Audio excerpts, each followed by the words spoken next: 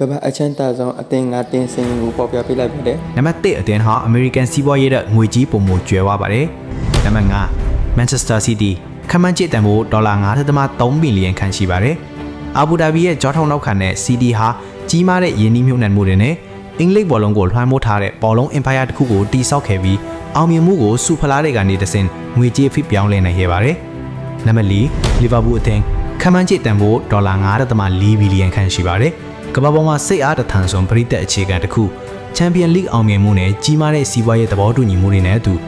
နံပါတ်3 FC Barcelona ခန့်မှန်းကျစ်တန်ဖို့ဒေါ်လာ 9.6 ဘီလီယံခန့်ရှိပါတယ်။ငွေကြေးခက်ခဲပြီးကြုံတွေ့တဲ့နောက်မှာတောင်သူတို့ရဲ့ကမ္ဘာလုံးဆိုင်ရာအမှတ်ကစားတမိုင်းကြောင်းနဲ့ကျဲပူတဲ့အင်အားကသူတို့ကိုဘောလုံးလောကမှာအချမ်းသာဆုံးအသင်းတွေထဲမှာပါဝင်စေပါတယ်။နံပါတ်2 Manchester United ဒေါ်လာ 6.5 ကနေ 6.6 ဘီလီယံခန့်တန်ဖိုးရှိပါတယ်။အကြသိန်းငယ်မှာကွင်းထဲမှာလွှမ်းမိုးမှုမရှိခဲ့ပေမဲ့သူတို့ရဲ့ကမ္ဘာလုံးဆိုင်ရာပရိသတ်အခြေခံနဲ့စီးပွားရေးအင်အားကသူတို့ကိုဗန်ဒါရေးအင်အားနိုင်တာတစ်ခုဖြစ်စေပါတယ်။နံပါတ်3